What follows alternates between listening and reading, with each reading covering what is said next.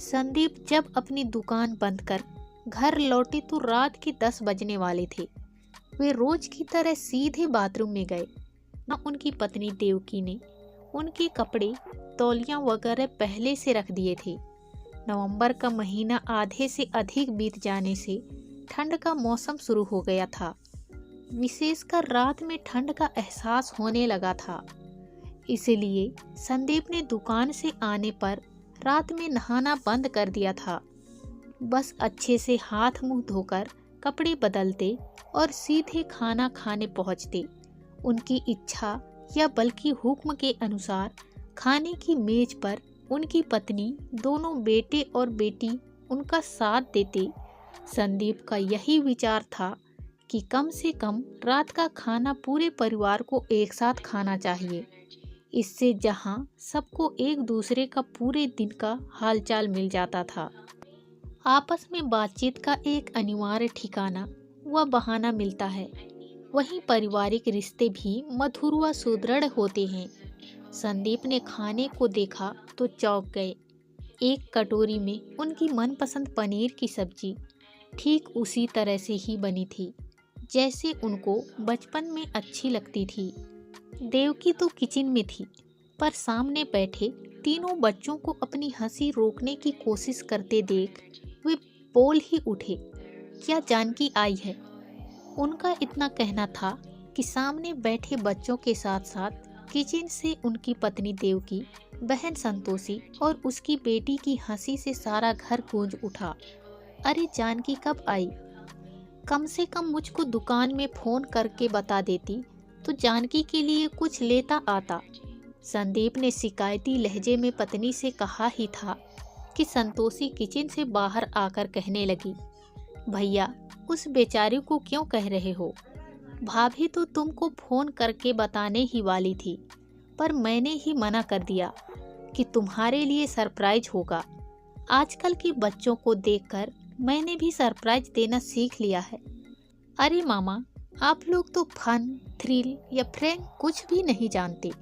मैंने ही माँ से कहा था कि इस बार आपको सरप्राइज दें, इसलिए हम लोगों ने दिन में आपको नहीं बताया। क्यों, आपको अच्छा नहीं लगा? संतोषी की नटखट बेटी बोल उठी। अरे नहीं बेटा, सच कहूँ तो तुम लोगों का यह सरप्राइज मुझे बहुत अच्छा लगा। जाता तो जानकी की मनपसंद देसी घी की बालूशाही लेता आता।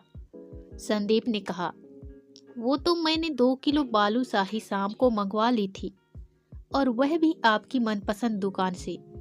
मुझे पता नहीं है कि बहन का तो नाम होगा, लेकिन सबसे पहले आप ही बालूशाही खाएंगे। देवकी ने कहा ही था कि सबके कहकहों से घर फिर गूंज उठा। खाना निबटने के बाद देवकी ने उन सबकी रुचि के अनुसार जमीन पर कई गद्दे बिछवाकर उन पर मनपसंद कुशन, तकिए व कंबल रखवा दिए और ढेर सारी मूंगफली मंगवा ली थी। उसे पता था कि भाई बहन का रिश्ता तो स्नेहपूर्ण है ही। बुआ का व्यवहार भी सारे बच्चों को बेहद अच्छा लगता है। जब भी सब लोग इकट्ठे होते हैं तो फिर देर रात तक बातें होती रहती हैं। विशेषकर जाड़े के इस मौसम में देर रात तक मूंगफली खाने के साथ साथ बातें करने का आनंद की कुछ अलग होता है। संतोषी अपने समय की बातें इस रोचक अंदाज में बता रही थी कि बच्चे हंस हंस कर लोटपोट हुए जा रहे थे। संदीप और देवकी भी इन सब का आनंद ले रहे थे। बातों का सिलसिला रोकते हुए संतोषी ने संदीप से कहा, अच्छा भैया, एक बात कहूँ, ये बच्चे मेरे साथ पिकनिक मनाना चाह रहे हैं। कल रविवार की छुट्टी भी है। अब इतने दिनों बाद अपने शहर आई हूँ तो मैं भी भाभी के साथ शॉपिंग कर लूँगी। इसी बहाने हम सब मॉल घूमेंगे, मल्टीप्लेक्स में सिनेमा देखेंगे और समय मिला तो टूरिस्ट प्लेस भी जाएंगे। अब पूरे दिन बाहर रहेंगे तो हम सब खाना भी बाहर ही खाएंगे। बस तुम्हारी इजाज़त चाहिए। संदीप ने देखा कि उसके बच्चों ने अपनी निगाहें झुकाई हुई थी। यह उनकी ही योजना थी, लेकिन शायद वे सोच रहे थे कहीं संदीप मना ना कर दे। ठीक है, तुम लोगों की घूमने फिरने में मुझे क्यों इतराज होगा? मैं सुबह ही ट्रैवल एजेंसी को फ़ोन करके पूरे दिन के लिए एक बड़ी गाड़ी मंगवा दूंगा। तुम लोग अपना प्रोग्राम बनाकर कल खूब मज़े से पिकनिक मना लो। हाँ, मैं नहीं जा पाऊंगा क्योंकि कल दुकान खुली है, संदीप ने सहजता से कहा नहीं था।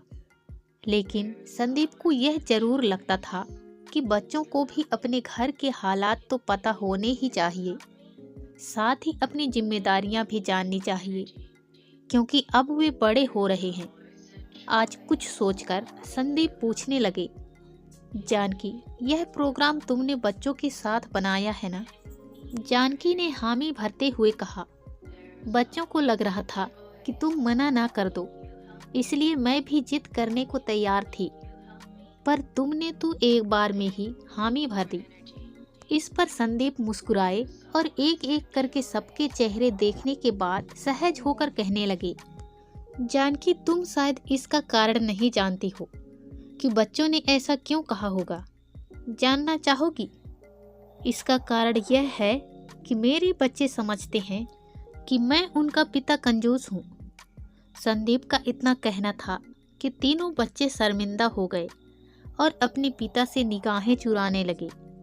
एक तो उनको यह पता नहीं था कि उनके पिता उनकी इस सोच को जान गए हैं। दूसरे, संदीप द्वारा इतनी स्पष्टवादिता के साथ उसे सबके सामने कह देने से वे और भी शर्मिंदगी महसूस करने लगे थे। संदीप किन्हीं कारणों से ये सारी बातें करना चाह रहे थे और संयोगवश आज उनको मौका भी मिल गया। इसकी आगे की कहानी अगली वीडियो में सुनेंगे दोस्तों।